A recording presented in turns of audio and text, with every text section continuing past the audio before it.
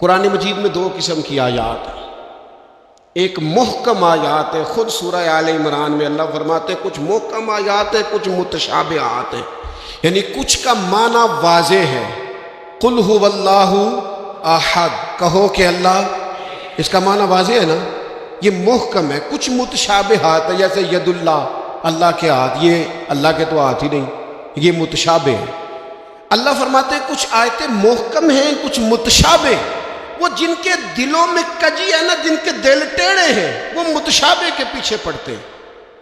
متشابہ یہ جو آپ کو ملنگ ملیں گے نا، ملنگ، وہ آپ سے پوچھیں گے اے اصلی نماز کیڑی ہوندی ہے؟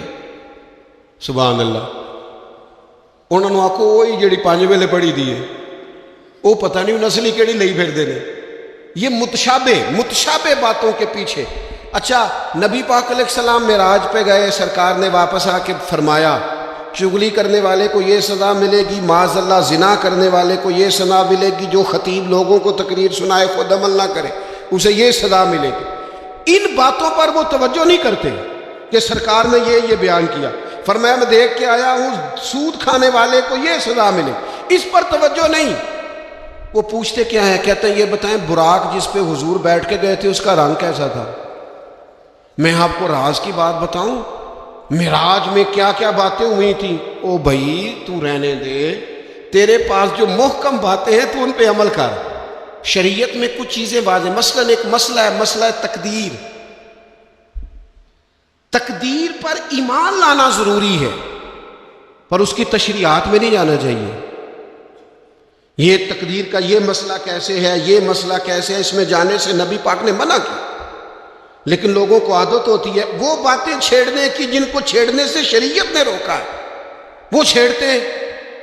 یہ آپ حدیث پاک سنیے، حضرت ابو ہریرہ رضی اللہ تعالیٰ عنہ ارشاد فرماتے ہیں ہم سب لوگ ایک دن بیٹھے تھے تو کچھ لوگ مسئلہ تقدیر پر بحث کر رہے تھے، سرکار تشریف لے آئے۔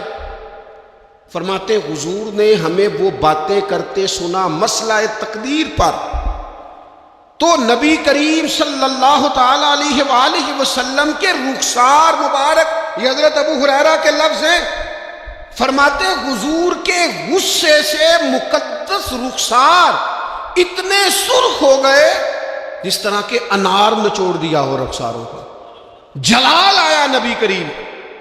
اور رسول اللہ صلی اللہ تعالی علیہ وآلہ وسلم نے ارشاد فرمایا تم سے پہلے لوگ اس لیے ہلاک کر دیے گئے کہ وہ ایسی باتوں پر بحث کرتے تھے جن پر بحث کرنے سے اللہ نے منع فرمایا۔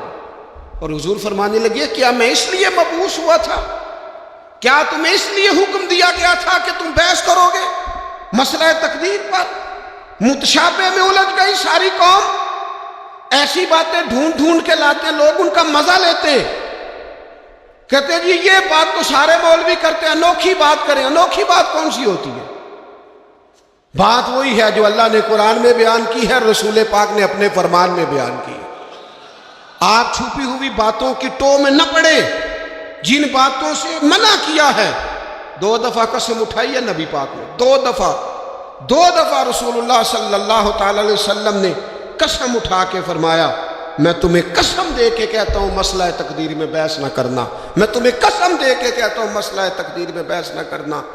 او خدا کے بندو، جن باتوں سے ہمارے نبی پاک نے ہمیں قسمیں دے دے کے روکا ہے ان باتوں میں الجھتے ہو۔ معرفت دی گل، معرفت کی ہوندی ہے؟ معرفت وہ ہے جو تمہیں قوال بتائیں گے، گائیے بتائیں گے تمہیں معرفت۔ ہمارا قوال جی رات کو جی وہ توحید بیان کرتا ہے، وہ کفر بکتا ہے ظالم، اور تم کفر سنتے ہو۔ توحید وہ ہے جو میرے اللہ نے قرآن میں بیان فرمائی ہے، قل هو اللہ احد اللہ الصمد لم یلد ولم یولد ولم یکن لہ کفوا احد۔ اللہ نے بیان کر دی ہے، کسی قوال سے سننے کی ضرورت نہیں ہے۔ اس لیے تصوف اور طریقت کی اصل کو سمجھے آپ، ہم ملنگوں سے باتیں سنیں گے؟ تو میرے عزیز